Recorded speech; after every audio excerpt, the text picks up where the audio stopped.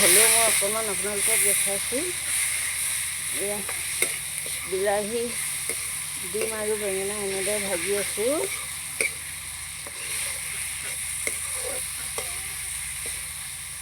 প্ৰথমে বেঙেনাখিনি ভাজি ল'লোঁ তেলতে, তাৰপাছত ডিম দি দিলোঁ।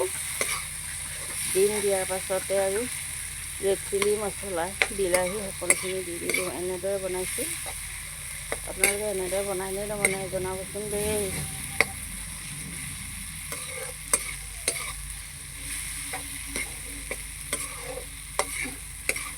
খাবলৈ ভাল লাগে কিন্তু।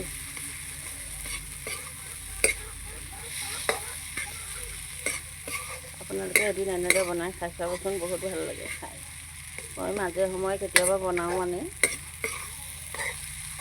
জ্বলা দি দিছোঁ পুৰা।